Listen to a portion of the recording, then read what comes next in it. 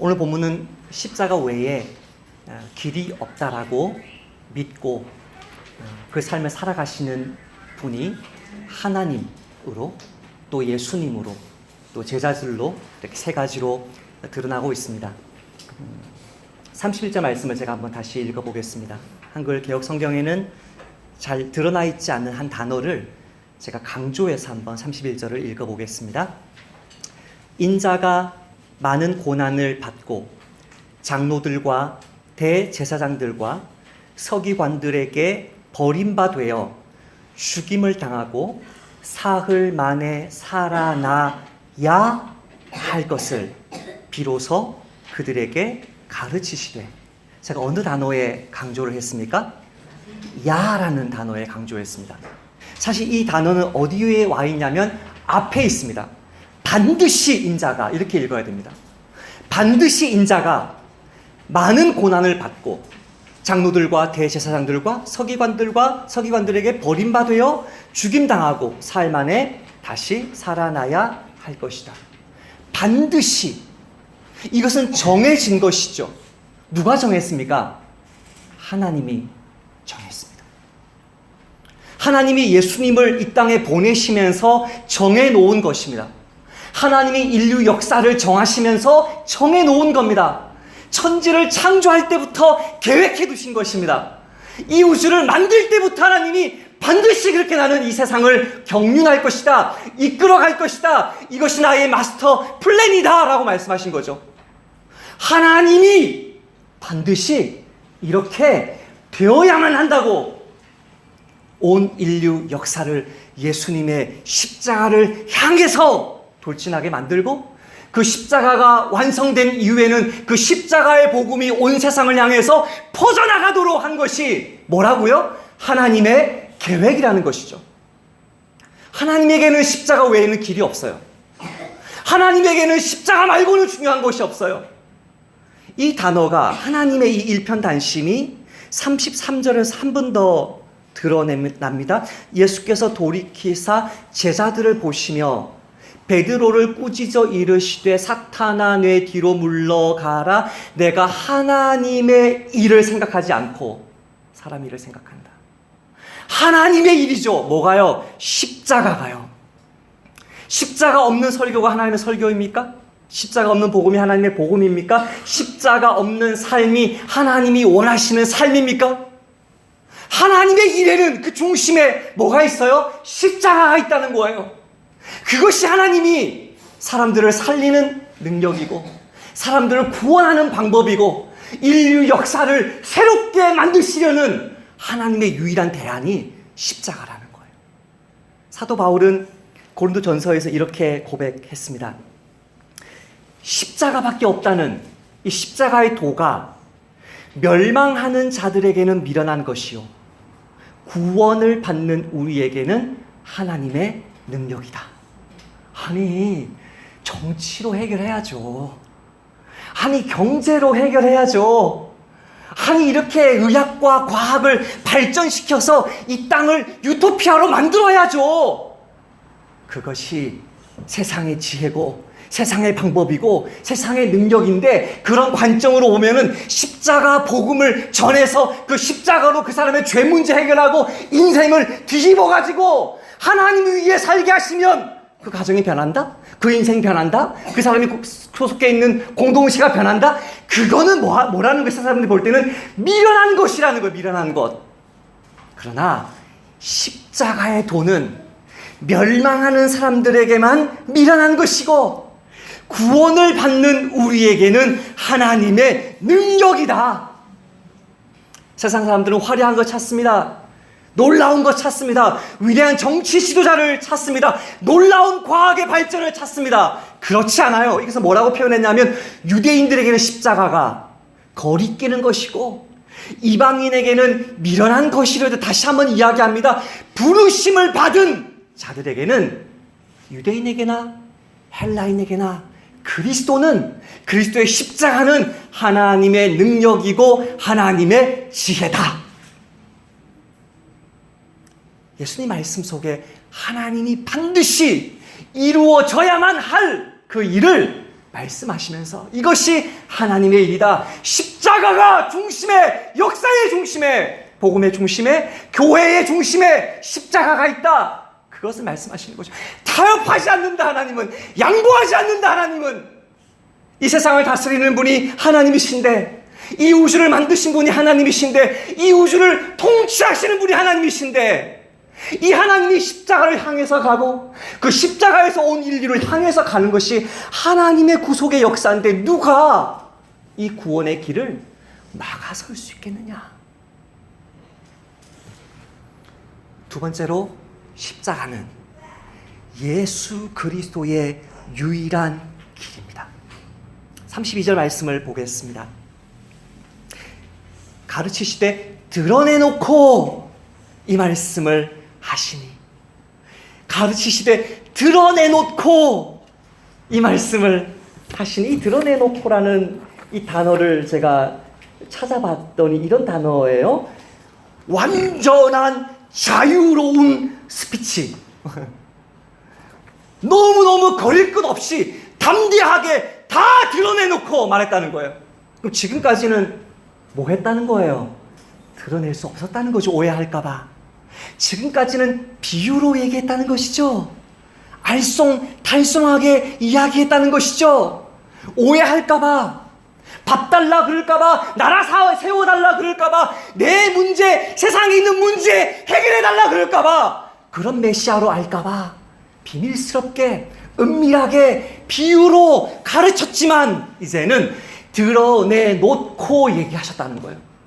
이거는 예수님의 메시지가 바뀌었다는 것이 아니고요, 예수의 메시지를 전하는 방식이 바뀌었다는 거예요. 지금까지는 쫙 예수님의 왕되심을 이야기했다면, 이제 오늘 본문과 내일 본문에서 예수님의 정체가 확실히 드러나고 나서 그분이 어디를 향해서 가요? 십자가를 향해서 죽으러 내려가는 길이란 말이에요. 이제는 더 이상 예수님의 화려한 기적 거의 없어요.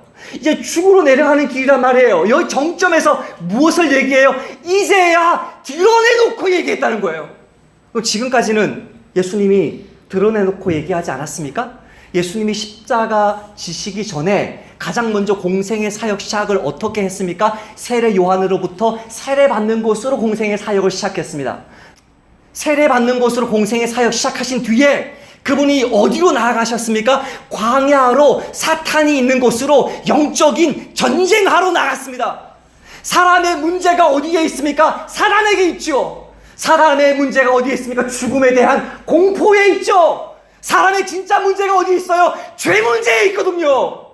그것을 해결하러 가장 먼저 뭐 하셨어요? 사단과의 영적인 전쟁을 벌이셨어요.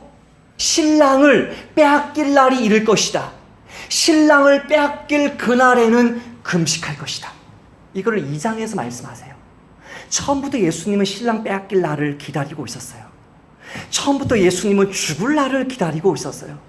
처음부터 예수님은 십자가에 달려 죽어서 나의 백성을, 하나님의 백성을 의롭게 만들어 하나님께 이끌 그 영광의 날을 기다리고 있었어요. 사람들이 오병이어 칠병이어 박수칠 때 영광 받으시는 것이 아니고, 십자가에 높이 달리셨을 때 사람들이 그 예수님 보고 믿으면 그것을 영광스럽게 여기셨어요.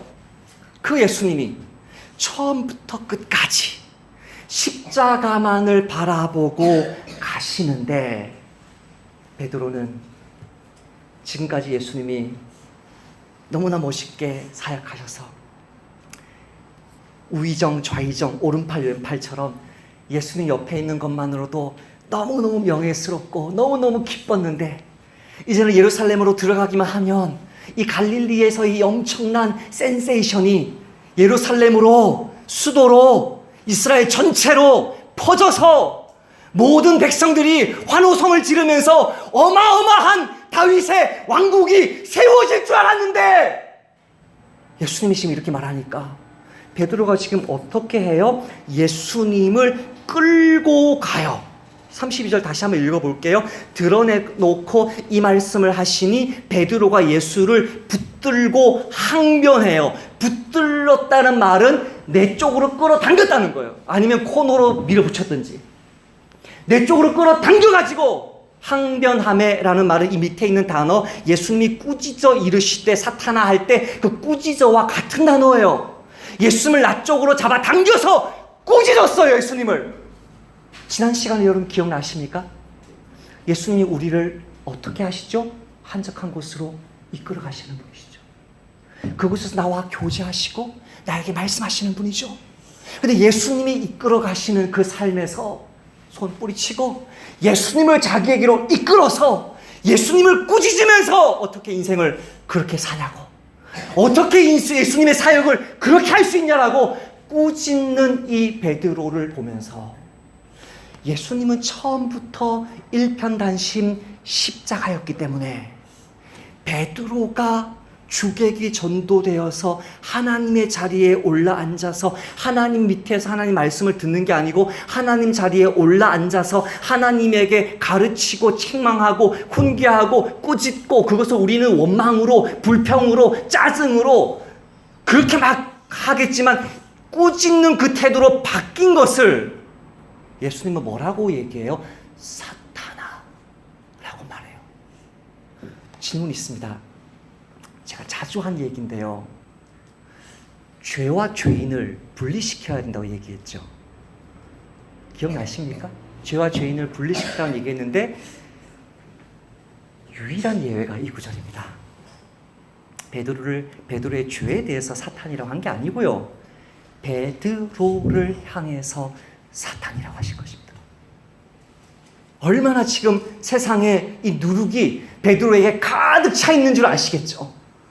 어마어마한 신앙 고백을 주는 그리스도이십니다. 주는이라고 번역했지만 그게 당신은인데, 당신은 그리스도이십니다라고 엄청난 신앙 고백을 하였지만 사실은 그 그리스도라고 말할 때 그 그리스도의 이미지는 어마어마한 군사적, 경제적, 정치적 지도자로서의 그리스도였기 때문에 그런 바리새인과 헤롯의 정치적, 종교적 야망의 누룩이 가득 차 있는 고백이었음이 여기서 드러나는 것이죠. 완전히 사탄의 자세와 태도와 메시지를 동일하게 베드로가 보여주고 있습니다. 여러분, 누가 사탄입니까? 저와 여러분 중에 사탄이 많을 텐데요. 누가 사탄인지는 성경은 두 가지로 이야기하면, 첫 번째, 사탄의 태도를 취하는 사람은 사탄과 하나 된 사람입니다. 제가 한번 읽어볼게요. 인자야, 너는 두로 왕에게 이르기를 주 여호와께서 이같이 말씀하시되 네 마음이 교만하여 말하기를 나는 신이라 내가 하나님의 자리 곧 바다 가운데서 앉아있다 하도다. 네 마음이 하나님의 마음 같은 채할지라도 너는 사람이요 신이 아니거늘. 자기가 하나님의 자리에 올라앉아서 내 인생의 방향, 내 삶의 방향, 내가 살아가는, 내가 가지고 있는 자원을 쓰는 것, 이 모든 것을 내가 하나님이 되어서 내가 결정하고 내가 이끌어 갈 때 그게 뭐라는 거예요? 그게 사탄이라는 거예요. 그게 사탄의 성품이고 사탄의 사역이고 사탄의 전부라는 거예요. 베드로가 지금 이걸 하고 있었다는 거예요. 예수님을 끌어당겨서 예수님을 자기가 가르치고 있었다는 거예요. 사탄은 두 번째로 누구냐면, 사탄은 사탄의 메시지를, 사탄의 말을 하는 사람이 사탄입니다. 예수님이 이 구절 말고 딱 한 번 사탄아 물러가라 하신 적이 있는데 언제였습니까? 광야에서 시험 받으실 때입니다. 그때 사탄이 뭐라고 이야기합니까? 네가 만일 하나님의 아들이거든 명하여 이 돌들로 떡되게 해라. 네가 만일 하나님의 아들이거든 뛰어내려라. 하나님의 아들됨을, 그리스도의 그 영광을 무엇으로 보여주라고요? 세상에 많은 사람들이 박수칠 만한 그 문제를 해결하는 것으로 보여줘라. 정치적인 메시아가 되라. 어마어마한 갑부가 되라. 놀라운 기적을 일으켜라. 내가 세상 사람들이 조롱하는 정말 박수 쳐주지 않는 한 영혼 붙들고 기도하고 그 영혼에게 복음 전하고 목장 모임에서 그 영혼 돌아보면서 삶을 진실하게 나누고, 내 삶 속에서 불신자들이 많이 있지만 가장 한 명 우선적으로 복음 전해야 될 사람이 있다면 그 사람에게 복음 전하는 그 삶을 위해서 여러분의 시간과 돈을 쓴다고 누가 기뻐해 줍니까? 네? 그거 세상 사람들이 박수 쳐주지 않거든요. 세상 사람들은 뭐에 박수 쳐줘요? 직장 잘 내는 것, 연봉 많이 받는 것, 세상에서 떵떵거리는 자리에 올라서는 것, 그것을 위해서 매진하는 것이죠. 내 주변의 영혼들은 죽어가고 있는데 내가 그것에 매진하면서 그것에 올인하는 것이죠. 세상 사람들이 박수 쳐주는 그것에 매진하고 마귀가 부추기는 세상의 그 야망들을 쫓아가는 그 삶에 살아가고 있을 때 예수님이 뭐라고 말합니까? 사탄아 물러가라. 이 물러가라는 말은, 휘파게라는 말은 꺼져라, 떠나라, 가버려라 그 뜻입니다. 그러면 예수님이 베드로가 꺼지길 바라셨을까요? 베드로가 가버리기를 바라셨을까요? 베드로가 예수님을 떠나기를 바라셨을까요? 그게 아니고 예수님은 지금 베드로에게 양자택일을 선택하는 거예요. 너의 태도와 너의 말과 너의 생각과 너의 삶의 방향이 사탄과 동일한데 그대로 살아갈 거면 나를 떠나라. 아니면 너가 그 사탄을 떠나든지. 둘 중에 하나입니다. 성경에서 무수히 많은 말씀들이, 예수님께서 지금까지 죄인들을 향해서 보여준 무수히 많은 태도들이 그 사람과 그 사람의 죄를 분리했음에도 이 구절에서는 십자가의 중심, 하나님이 이 우주를 만드실 때 하나님에게 하나밖에 없는 그 십자가를 대적하는 것은 이 우주의 역사를, 우리를 이 땅에 보내신 하나님의 그 계획과 목적을 180도로 대적하는 것이기 때문에 이때 딱 한 번 사탄과 베드로를 동일시하시면서 물러가라, 떠나라, 꺼져라 사탄아 라고 책망하신 것입니다. 여러분, 예수님은 하나님과 동일한 성품을 보여줍니다. 예수님처럼 자상하신 분이 이 세상에 어디 있습니까? 여러분, 공자님을 향해서, 옛날 유교 있으셨죠? 불교 있으셨죠? 공자님을 향하여서, 부처님을 향하여서 인격적인 교감 느껴보셨습니까? 그 부처님이 이번 주에 부처님과 함께 깊은 교제를 나누어서 부처님의 음성이 내 삶을 인도하고 그런 인격적인 교감을 예수님 외에, 하나님 외에 다른 신에게 느껴본 적이 있으십니까? 예수님에게는 사랑이 있고요, 인격적인 매력이 있고요, 그 예수님이 너무 좋기 때문에 기독교라는 종교 안에는 신학 말고도요, 주님과 산속에서 은밀하게 교제하는 어마어마한 영성이 살아있거든요. 이게 같이 가거든요. 기독교 안에는 인격적인 교감이 있는 그 주 예수님은 내 삶을 살리는 유일한 길인 십자가에서만큼은 전혀 타협하지 않고 곧바로 이것이 바로 사탄이 한 일이다. 내가 광야에서 시험 받을 때 나를 대적한 그 태도가 사탄이었고, 내가 말씀을 뿌릴 때마다 즉시 나타나서 말씀을 가져간 것이 사탄이었기 때문에 나의 주권, 너의 삶을 내가 원하는 대로 인도하는 그 주권, 십자가에 달려 죽지 않으면 살 수 없다는 나의 그 메시지를 대적하는 것은 사탄이다. 말씀을 듣지 못하게 하고 말씀을 빼앗아가게 만들고 내 삶의 방향을 잃어버리게 만드는 것은 굉장히 사소한 것이거든요. 대화하다가 나온 거거든요. 뭐 오락하고 뭐 TV 보고 드라마 보고 사소한 건데 십자가로서 멀리 떨어지게 만드는 것은 이미 너의 태도에, 너의 생각에, 너의 말에 사탄이 깊이 들어와 있는 것이라고. 심지어 이런 말 하시면 저를 신사도 주의자라고 오해하실지 모르겠지만 축사를 해야 될 정도로, 마귀를 대적하고 귀신을 내어 쫓아야 될 정도로 귀신 들려 있는 것이다. 사탄의 그 생각이, 태도가 사로잡혀 있는 것이라고 타협 없이 예수님이 말씀합니다. 왜요? 십자가 외에는 예수님의 구원의 길이 없거든요. 이렇게 예수님이 하나님의 뜻이 무엇이고 예수님의 뜻이 무엇인지 말씀하신 뒤에 제자들을 바라보시면서 이제 훈계를 하십니다. 너희들은 어떻게 살 것이냐? 십자가가 하나님의 길인데, 십자가가 예수님의 길인데 너희는 지금 어떻게 살고 있냐? 34절부터 그 이야기를 하십니다. 예수님의 십자가가 우리에게도 유일한 길이라고 말합니다. 34절, 35절 같이 한번 읽어볼까요? 시작. 무리가 제자들을 불러 이르시되 누구든지 나를 따라오려거든 자기를 부인하고 자기 십자가를 지고 나를 따를 것이니라.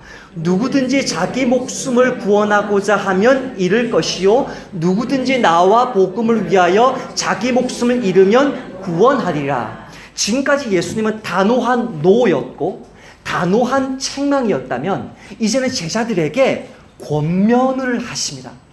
제자들이 알아들을 수 있도록 그들 수준에서 설명을 해줍니다. 야, 내가 죽는다 그러니까 너희도 따라 죽어야 되고 이게 비참한 길 같고 이게 정말 나쁜 길 같은데 그게 아니고 십자가를 지고 자기를 부인하는 삶만이 너희가 사는 길이야 라고 권면을 해줍니다. 이것이 하나님에게만 십자가 외에는 길이 없고 예수님에게만 십자가 외에는 길이 없는 것이 아니라 너희들에게도 사실은 십자가 외에는 길이 없어. 그거를 설명해 줍니다. 십자가 외에 길이 없는 이유가 무엇입니까? 십자가를 지지 않고 자기 목숨 부인하지 않으면 그 목숨을 잃어버리기 때문이에요.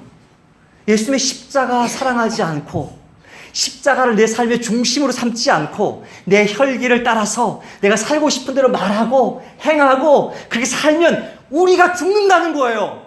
왜 그래요? 답이 38절에 나옵니다. 누구든지 이 음란하고 죄 많은 세대에서 나와 내 말을 부끄러워하면 인자도 아버지의 영광으로 거룩한 천사들과 함께 올 때에 뭐가 와요 지금? 예수님이 하나님의 거룩한 천사들과 함께 이 땅에 임해요. 그게 뭔데요? 진짜 나라예요. 그게 진짜 세상이에요. 그게 그러면 지금 우리가 살고 있는 저는 43년, 여러분은 50몇 년, 60몇 년 이건 뭐예요? 나그네 삶이에요. 이거는 그냥 지나가는 삶이에요. 제가 오늘 선교사님 말씀 들으면서 깜짝 놀랐는데요. 어떻게 제가 설교하실 것을 이렇게 아셨어요? 선교사님 뭐 읽으셨냐면 이거 읽으셨거든요. 우리가 주목하는 것은 보이는 것이 아니요 보이지 않는 것이니 보이는 것은 잠깐이요 보이지 않는 것은 영원함이라. 지금 보이는 이게 다 실체 같죠? 지금 여기서 재산 쌓고 뭐 잘되고 뭐 장수하고 병 하나도 안 걸리고 오래오래 나는 죽어도 저 남편이랑 또 결혼할 거야 알콩달콩 잘 살면 그것이 전부인 것 같죠? 이게 뭐라고 말하냐면 이것은 잠깐이라는 잠깐. 보이는 것은 잠깐이고 보이지 않는 것이 영원하대요. 저는 성경 구절을 이렇게 찾아보았어요. 4가지인데요. 사도 바울이, 사도 야고보가, 사도 요한이, 사도 베드로가 계속 같은 말을 해요. 사도 바울의 말입니다. 세상 물건을 쓰는 자들은 다 쓰지 못하는 자 같이 하라. 이 세상의 외형은 지나감이라. 여러분 집도 있고 차도 있고 세상 물건 많죠? 그것을 다 쓰지 못하는 저처럼 잠깐 쓰다가 이건 빌려서 잠깐 쓰다가 끝나는 것처럼 써라. 왜? 이 세상의 외형은 지나감이라. 2번째, 야고보가 부한 자는 자기의 낮아짐을 자랑할지니. 부한 자가 낮아지는 방법은 교회 안에 신실한 그리스도인이 되는 길밖에 없어요. 부한 자는 자기의 낮아짐을 자랑할지니 이는 그가 풀의 꽃과 같이 지나감이니라. 그 부가 영원할 것 같습니까? 통장 잔고가 내 집 몇 채가 영원할 것 같습니까? 잠깐 쓰다가 지나가 버린다. 부자들아 겸손해라. 요한 사도가 이렇게 말합니다. 이 세상도 그 정욕도 지나가되 오직 하나님의 뜻을 행하는 자는 영원히 거하느니라. 지나간다는 거예요. 이 세상 좋아가지고 내 육신의 정욕이 좋아가지고 내가 좋아하는 그것 못 먹고 못하면 죽을 것 같고 바보야. 지나가는 거야. 바보야. 베드로가 이렇게 말합니다. 모든 육체는 풀과 같고 그 모든 영광은 풀의 꽃과 같으니 풀은 마르고 꽃은 떨어지되 오직 주의 말씀은 세세토록 있도다 하였으니 너희에게 전한 복음이 여러분이 여러분의 친구들에게 전해줄 수 있는 그 복음이 영원한 하나님의 말씀이다. 여러분, 저는 주식을 안 해봤지만 여러분 전 재산 5천만 원이든 뭐 5억이든 전 재산 다 투자해가지고 망할 회사에 투자하세요. 주식을 가득 사놔요. 하루 뒤에 회사가 망했습니다. 그 주식은 휴지 조각이 될 것입니다. 80년이 긴 것 같죠, 재훈 형제? 아니요. 제가 17살 됐다고 얼마나 기뻐했는데요. 그게 생생해요, 제가. 예? 준선 아이 아니에요, 지금? 지금 벌써 제가 43이에요. 얼마나 제가 더 살겠어요. 예? 조승 입사님 장례식은 제가 치러드리고 죽고 싶은데 그걸 누가 하냐고요. 예? 예? 전 재산을 다 투자해서 이 세상에 어마어마한 왕국을 건설하고 어마어마한 교회당을 건축하고 엄청난 부귀영화를 누렸는데 아이고야, 투자 잘못했네. 지나가 버릴 세상이었네. 무수히 많은 사람들이 애곡하고 애통하는 일들이 벌어질 것입니다. 하나님의 천사들의 어마어마한 영광을, 호의를 거느리며 예수님이 재림하실 그 나라가 오고 있기 때문에 너희들의 생명을 부인하지 않으면 바보야, 그게 죽는 거야. 바보야, 휴지 조각 산 거야, 너 평생. 두 번째로, 왜 자기 목숨을 구원하고자 하면 다 잃어버리는가? 38절에 다시 나옵니다. 다시 38절을 읽어보겠습니다. 누구든지 이 음란하고 죄 많은 세대에서 나와 내 말을 부끄러워하면 인자도 아버지의 영광으로 거룩한 천사들과 함께 올 때에 그 사람을 부끄러워하리라. 내가 이 세상 살면서 예수님과 그분의 십자가 복음과 그 복음의 말씀을 전하는 그 일을 부끄러워하면 나도 너희를 그 영광 가운데 올 때에 부끄러워할 것이다라고 경고하십니다. 큰 교회 다니면서 아무런 복음 전하지 않아도 성도들이 그냥 몰려오는 교회와 복음 전하지 아니하고 진실하게 영혼들 한 명 한 명 세워가지 않으면 무너질 수밖에 없는 개척교회는 그 섬김의 헌신이 다를 것입니다. 98%의 개척교회가 3년 안에 문을 닫는다 그래요. 할렐루야, 2년 지났어요. 1년 남았어요. 말씀 우리 삶 속에 한번 적용해 볼까요? 십자가가 하나님의 길이고 유일하신 하나님의 길이고 타협 없고 양보 없고 반드시 그렇게 되어야만 하는 역사의 중심이 십자가이고 예수님이 이 십자가 외에는 그렇게 사랑스럽고 다정한 그 주 예수님이 자기 사랑하는 제자를 향해서 사탄이라고 경고하실 정도로 예수님의 일편단심이 십자가라면 그 십자가의 예수님, 그 십자가의 복음을 전하고 또 전하는 것만이 우리 주님 오셨을 때 너희 한평생이 정말 귀한 것에 투자한 것이구나 칭찬해 주시는 것이라면 우리의 삶의 태도가, 우리의 삶의 방향이 정말 180도 달라져야 하는 것이죠. 무엇이 자기를 부인하는 삶입니까? 무엇이 자기 십자가를 지는 삶입니까? 저는 본문에서 세 가지를 발견했습니다. 첫 번째로, 사람의 일을 생각하지 않는 것입니다. 음란하고 죄 많은 세대를 따르지 않는 것입니다. 본문에 그렇게 나와 있습니다. 예수님이 꾸짖으시는 죄는 즉시 내버리는 것입니다. 부끄러운 고백을 하겠습니다. 지난주에 아이들에게 주일학교 간식을 뭘 먹을지 이렇게 물어봤습니다.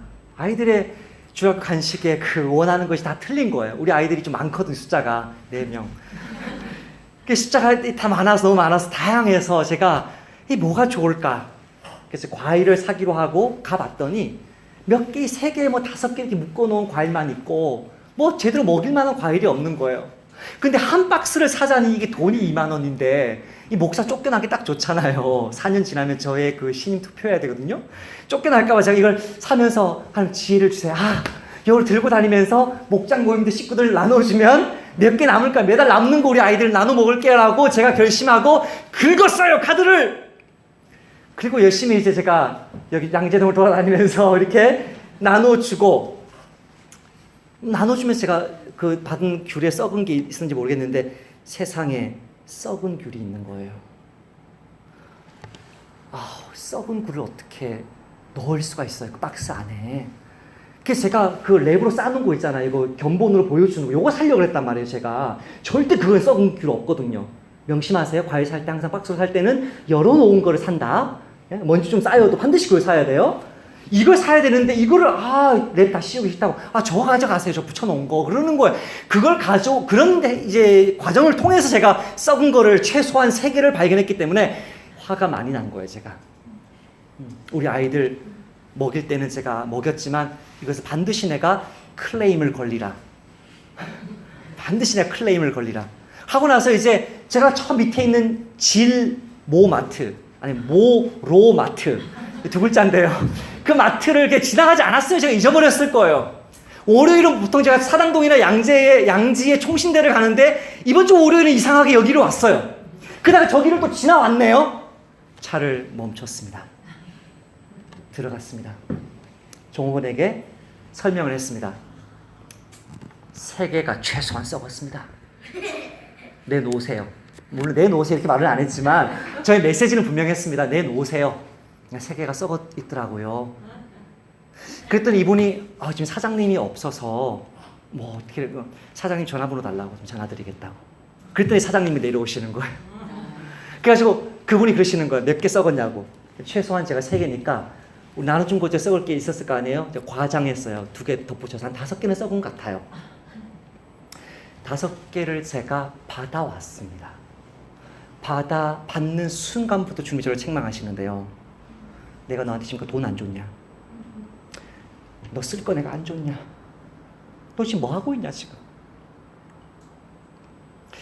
받는 순간부터 말씀하시는데요. 이게 너무 부끄러워서 뒤 돌 수가 없는 거예요.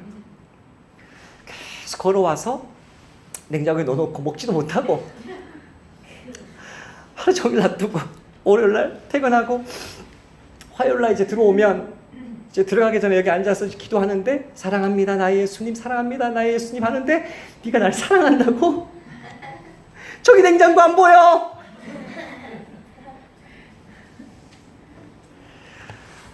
아무도 모르게 진로마트에 던져놓고 싶은데 그러면 안 되잖아요. 저희 죄를 고백해야 되잖아요. 가져갔습니다. 사장님 만나자고 만나서 사장님 썩은 거 맞지만 제가 그때 뚜껑 열고 확인시키든지 주일날 가져왔어야죠. 제가 잘못했습니다. 이거 그분 안 받으려고 하는 거를 받으시라고 다음에 또 사겠다고 인사하고 그렇게 걸어왔습니다. 여러분 무엇이 자기를 부인하는 것입니까? 사람의 일 생각하는 거. 어떻게 하면 손해 안 볼까? 어떻게 하면 내 이득 이거 거머쥘까? 그 사람의 일, 이 음란하고 죄 많은 세대 어떻게든 거짓해서든 어떻게든 나의 이익을 거머쥐려고 하는 이 세상에 이런 수준의 삶을 살지 않는 것입니다. 예수님이 꾸짖으시면 그 죄는 곧바로 버리는 그것이 나를 부인하고 예수님 십자가를 지는 것입니다. 두 번째로 오늘 본문에 의하면 자기를 부인하고 자기 십자가 지는 것은 복음을 위하여 목숨 같은 돈을 잃어버리는 것입니다. 오늘 본문 말씀에서 나와 내 복음을 위해서, 나와 내 말을 위해서 목숨을 버린다는 말에 문자적으로 순종할 수 있는 그리스도인은 선교사님 몇 분밖에 없죠. 그럼 나머지 분들은 어떻게 복음을 위해서 목숨을 버려요? 요한 1서 3장 16절 17절에 답이 나옵니다. 복음을 위해서 내가 지금 선교지에 없어요. 내가 지금 있는 선교지에는 순교하는 일이 없어요. 그런 삶 속에서 자기 목숨을 부인하는 길은 성경에서 한 가지 이야기했습니다. 제가 읽어볼게요. 그가 우리를 위하여 목숨을 버리셨으니 우리가 이로써 사랑을 알고 우리도 형제들을 위하여서 목숨을 버리는 것이 마땅하니라. 이 말씀이 어떻게 대주되죠?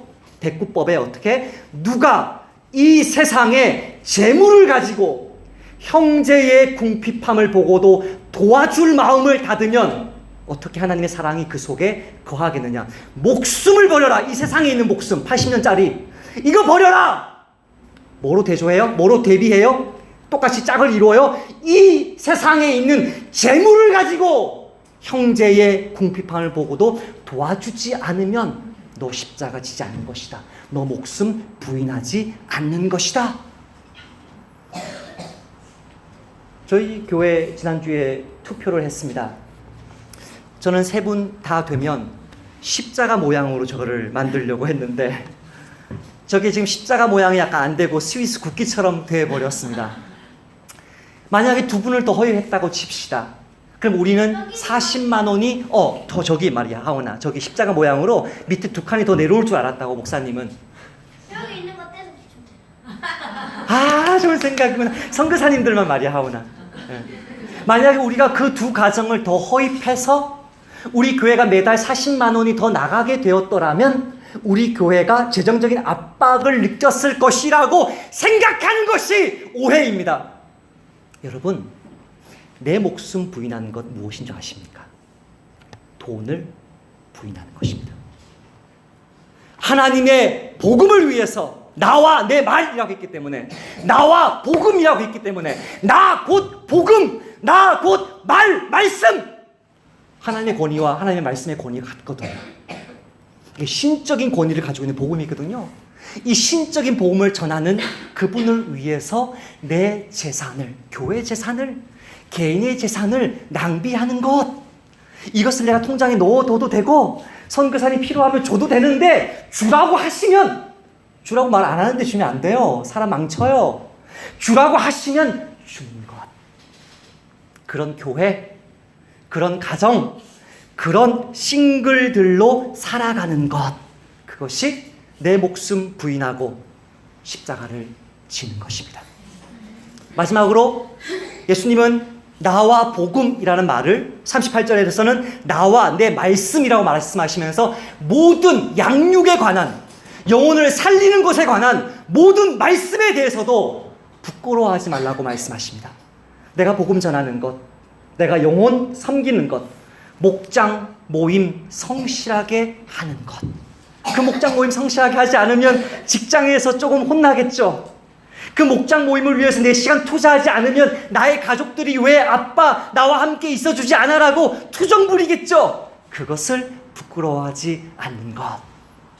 나에게 맡겨주신, 나그네 교회에게 맡겨주신, 우리 목장에게 맡겨주신 전도와 양육의 공동체로 세워나가는 이 일을 부끄러워하지 않는 것. 그것이 나의 목숨 부인하고 주님의 십자가 지는 것입니다. 말씀을 맺겠습니다. 나의 유일한 선택이 되어야 할 이 십자가 죽음의 길을 어떻게 하면 기쁘고 힘있게 걸어갈 수 있을지를 오늘 주님은 4번이나 반복해서 말씀하셨는데 사도 베드로에게는 단 하나의 말씀도 꽂히지 않았을 것입니다. 4번에 걸쳐서 말씀합니다. 첫 번째 어떤 구절이냐면 인자가 많은 고난을 받고 장로들과 대제사장들과 서기관들에게 버림받아 죽임을 당하고 사흘 만에 살아날 것이다. 할렐루야. 십자가 끝이 아니고 십자가를 통과해야만 부활이 있을 것이다. 35절에 누구든지 자기 목숨을 구원하고자 하면 잃을 것이요 누구든지 나와 복음을 위하여 자기 목숨을 잃으면 구원하리라. 이것이 내 사는 길이구나. 38절에 누구든지 이 음란하고 죄 많은 세대에서 나와 내 말을 부끄러워하면 인자도 아버지의 영광으로 거룩한 천사들과 함께 올 때에 그날이 오는 것이구나. 마지막에 또 그들에게 이르시되 내가 진실로 너희에게 이르노니 여기 서 있는 사람 중에는 죽기 전에 하나님의 나라가 권능으로 임하는 것을 볼 자들도 있을 것이다. 죽음 금방이라고 하는데 목사님 80년 길거든요. 80년 떵떵거리면서 세상에서 정말 금수저로 한번 살아보고 나도 죽고 싶거든요. 근데 뭐라고 얘기해요? 그런 죽음이 오기도 전에 그 영광을 체험할 자들이 너희들 중에 있을 것이다. 결코 멀지 않다. 그 영광이 결코 멀리 있는 것이 아니다. 그 영광에 뭐하라? 믿음의 눈을 맞춰라. 이러므로 우리에게 구름같이 둘러싼 허다한 증인들이 있으니 모든 무거운 것과 얽매이기 쉬운 죄를 벗어버리고 인내로서 우리 앞에 당한 경주를 하며 믿음의 주요 또 온전하게 하시는 이인 예수를 바라보자. 그분은 그 앞에 있는 기쁨을 위하여 십자가를 참으사 부끄러움을 개의치 아니하시더니 하나님 보좌 우편에 앉으셨느니라. 그 영광의 보좌에 앉으신 그 주님 앞에 영광과 기쁨을 누릴 그날에 초점 맞추면 저와 여러분의 살같이 지나는 80년 인생, 나의 돈을, 나의 이 교회를, 내 삶을 아까워하지 않고 주님을 위해서, 복음을 위해서 허비하고 낭비하는 진정으로 지혜롭고 진정으로 능력 있는 삶을 살게 될 줄 주님의 이름으로 믿고 확신합니다. 하나님 감사합니다. 오늘 말씀을 통해서 베드로 같은 죄를, 저희들의 연약함을 꾸짖어 주셔서 감사합니다. 주님, 저의 남은 인생, 또 우리 가정과 우리 나그네 교회의 남은 시간, 죄를 미워하게 하옵소서. 선교에 목숨과 돈을 허비하게 하옵소서. 개척교회를 세우고 성도를 목양하고 그렇게 전도하는 것 부끄러워하지 않게 하옵소서. 하나님에게도 예수님에게도 유일한 선택인 십자가의 길이 나의 삶에도, 내 가정에도, 우리 교회에게도 유일한 선택이 되게 하사 지난 2년을 신실하게 붙들어 주신 주님의 은혜가 앞으로도 나그네 교회